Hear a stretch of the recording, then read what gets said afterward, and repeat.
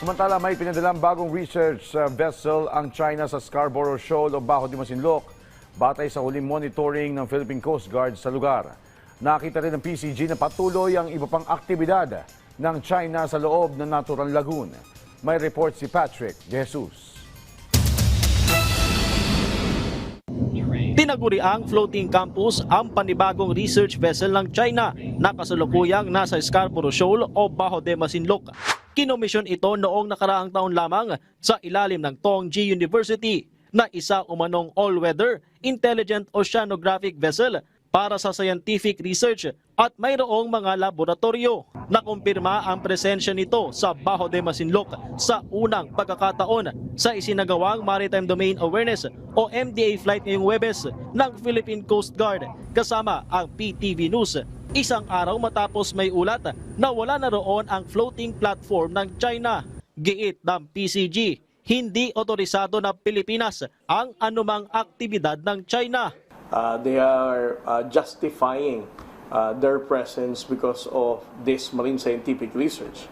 But on the part of the Philippine government, of course, we are still not supporting such cover. Sa bisinidad ng Bajo de Masinloc, mayroon pang Chinese Research Support Vessel, Chinese Maritime Militia Vessels at barko ng China Coast Guard.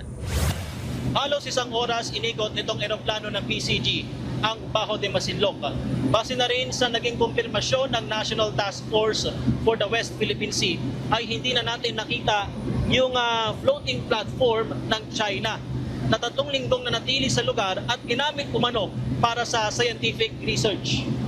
Sa loob ng lagoon, naroon pa rin ang ilang boya at isang antena na nakakabit sa isang bato. Namataan din sa mismong bahura ang mga service boats at mga mistulang Chinese sampans na may mga nakasakay na tao.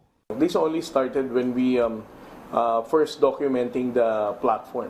I would like to believe that these boats, seemingly sampan, that we have documented are pretty much once again related with those illegal MSR activities. Sa gitna ng MDA flight, sinasagot ng mga piloto ng PCG ang paulit-ulit na radio challenges mula sa PLA Navy at Air Force ng China.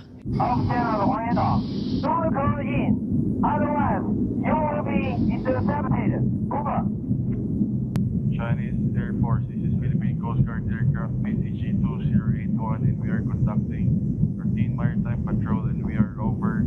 You do not possess any legal authority to operate within the Philippine Exclusive Economic Zone.